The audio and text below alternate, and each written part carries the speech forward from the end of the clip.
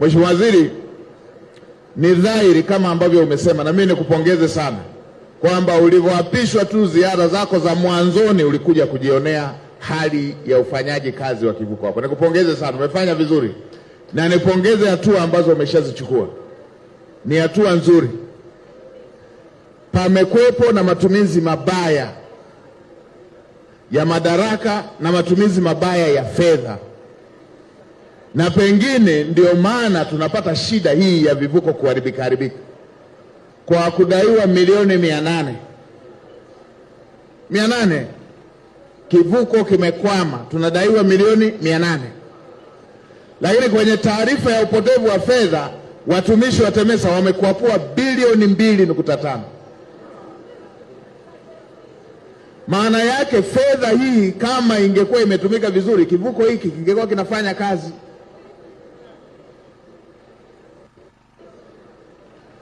Bilioni 2.59.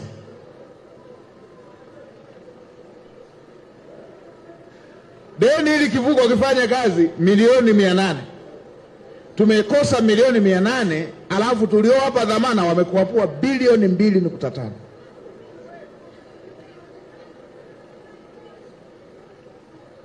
Haya ndiyo mambo yanayosababisha huduma iwe mbovu, kwamba wananchi wetu tunawatoza nauli kubwa, alafu hawa wamegawana bilioni 2.5.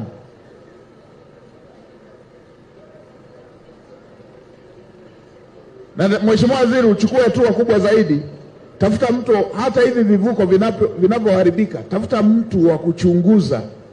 Zipo taarifa zingine kwamba hivi vivuko pia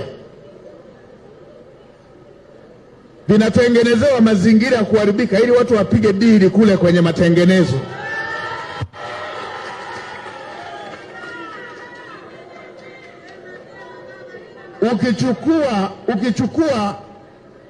Ukichukua muda vinavyoharibika na hayo matengenezo, nani wanahakikisha hayo matengenezo kwamba yametengenezwa kwa kiwango? Na kwa watu wenye tabia huruka ya kuiba namna hii, wanaweza wakachomoa hata vyuma wakavitanguliza kule kwa fundi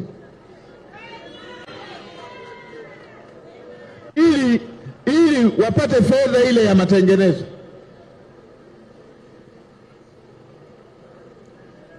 Tusipoangalia tutatengeneza vivuko kwa bei kubwa kuliko bei ya kutengeneza kivuko kipya kama hivi ambavyo wenzetu wanatengeneza.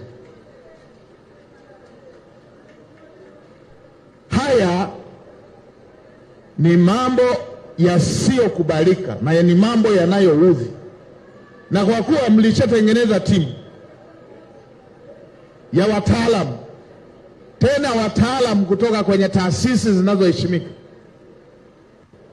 mjumbe kutoka ofisi ya Rais, mjumbe kutoka ofisi ya Waziri Mkuu, mjumbe kutoka Wizara ya Fedha, mjumbe kutoka Wizara ya Ujenzi, mjumbe kutoka ofisi ya Mwanasheria Mkuu, mjumbe kutoka ofisi ya Mdhibiti na Mkaguzi Mkuu wa Hesabu za Serikali, mjumbe kutoka Usalama wa Serikali, mjumbe kutoka TAKUKURU, taasisi yetu ya kupambana na rushwa, mjumbe kutoka Mamlaka ya Udhibiti wa Ununuzi wa Umma, kitengo cha kutakatisha fedha na Mamlaka ya Serikali Mtandao.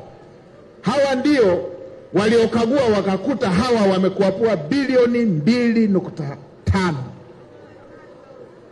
Sasa kwa hatua hii mnataka tuchunguze kipi kingine hapo?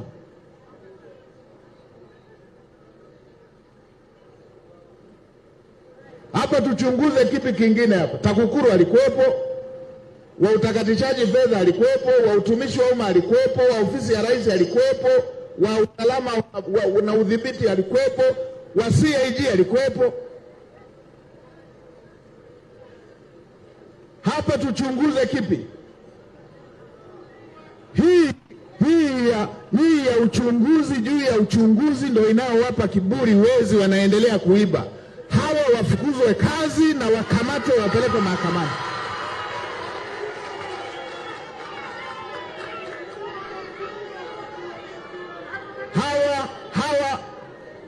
Mheshimiwa Waziri, waziri wanakoangukia, mwelekeze katibu mkuu awafukuze kazi mara moja na vyombo vinavyohusika viwapeleke kwenye mkono wa sheria.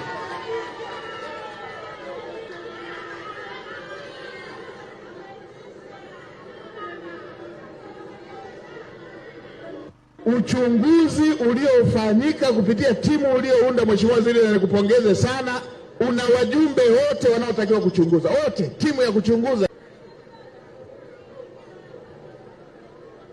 wafike kwenye mkono wa sheria. Na mimi niwaambieni, nimesema na naendelea kurudia kusema, haya mambo ya watu kutokuheshimu fedha ya umma, kutokuwa na huruma na Watanzania, kama hao wanaopewa hiyo dhamana hawajirekebishi, sisi lazima tuwarekebishe, na njia ya kuwarekebisha